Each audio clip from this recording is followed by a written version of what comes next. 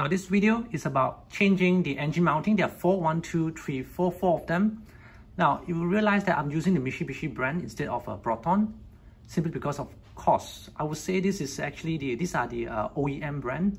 The reason why I choose OEM brand over the Proton brand is because one is cost. Second thing is that I wish to find out how long will this brand last. This is part 2 of the video. I'm going to show you how to change the engine mounting at the driver side and the gearbox side. Rotate counterclockwise to slowly release so that the car is supported using the car jack.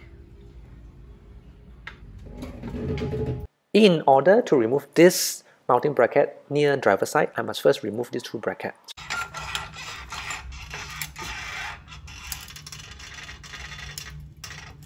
Then only I get reach to this 2 bolt and a nut. This one as well, size 12, so that I'm able to free up more space, gain access to the mounting nut, and just lift it up so that I'll be able to remove the nut later. Then I'm going to use a breaker bar to break loose these 2 nut and a bolt. Next, I'm going to break loose this horizontal bolt by using a breaker bar. I'm going to use a wire to tie this reservoir at the side. Then I'm going to use a size 17 ratchet to loosen the horizontal bolt. Normally the OEM engine mounting does not come with a rubber bush. If you want to change the rubber bush as well, you must well get the Proton version. Then I'm going to install this 2-way screw onto the engine using a 14mm socket. So I'm going to use 2 nuts. I'm going to fasten another nut up there, size 14. You might even need this 14mm wrench to carefully remove the nut slowly, one by one. So I'm going to use the old rubber bush, because if it's not a Proton version, you don't get this rubber bush. So I'm going to get it from the old one, and I place it here. Driver side engine mount. Carefully fit them into position. Alright, I just managed to align them, and then there's another bolt go into here. I'm going to raise this engine a little bit by using the jack down there. That's an effort. Alright.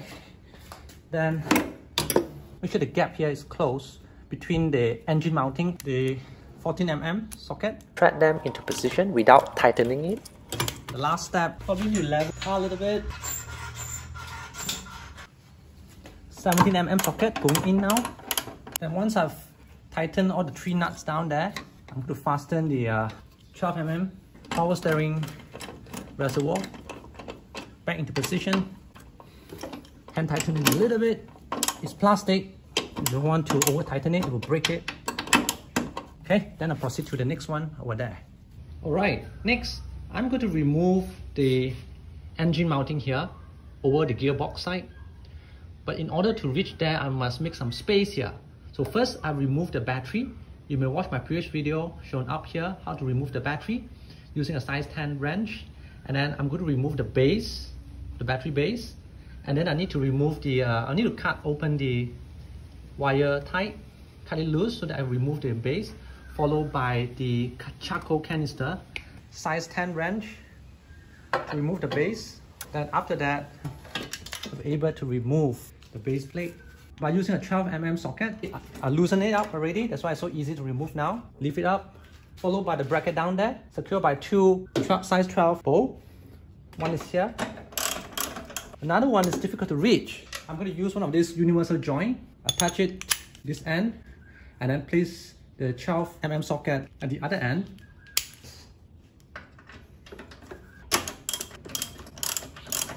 I'll be able to loosen the bolt. 1/2 inch universal joint. Lift it up. So this engine mounting is actually mounted by 4 size 17 nuts, and I just realized this is empty socket. Where is it empty socket? I didn't dismantle this. Did anyone know what is this for? Kindly let me know in the comment down there. The removal of the nut. But before that, I must support the automatic transmission, because if I remove this nut, the engine of this side will sink. So I'm going to support it. I'm going to push it here. I'm going to support this gearbox here. As long as it doesn't come down later, by using the car jack, not pushing it upwards, just hold it, and then I'll use a down there. Okay, probably I need to use a breaker bar. one side and then the adjacent side.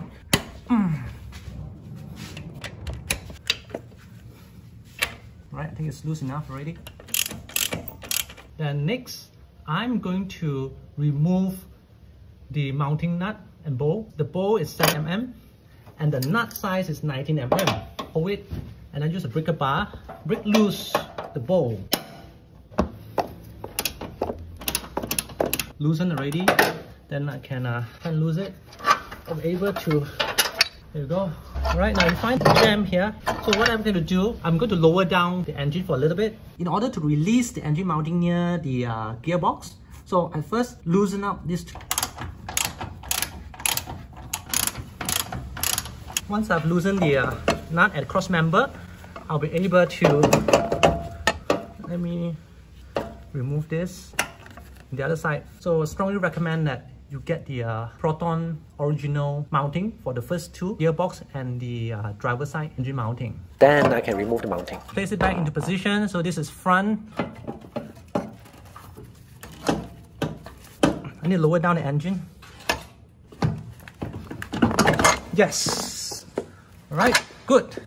Make sure this engine mounting sit flat onto the engine. Then place this. All right. Nice. 19mm nut or 17mm bowl. This side is 17, this side is 19. 17mm socket. Tighten the bowl. This side is 17, this side is 19. You use a breaker bar now to tighten it. Next, I'm going to use a ratchet to tighten the 17mm nut using a deep socket, one after another in a crisscross pattern. And then after that, only I use a breaker bar to tighten all four nuts. Right. Remember to tighten this cross member. Okay. I'm going to install this mounting back into place. 12mm nut. Install this back into place. Followed by the base bracket. I'm going to reverse the process of how I dismantle it. Vertical bracket. 12mm. Size 12 socket. Hand tighten first. Slid it back into position. And then install the battery, and then I'm good to go. Alright, I've changed all the engine mounting in the car. Let's test it out. I'm going to test if the mirror is going to vibrate or not. It's a symptom if the engine mounting has been fixed. Whoa! Can't believe. There's no vibration at all. Look at the mirror. And I hardly can feel any vibration at the steering wheel. I think it's quite successful.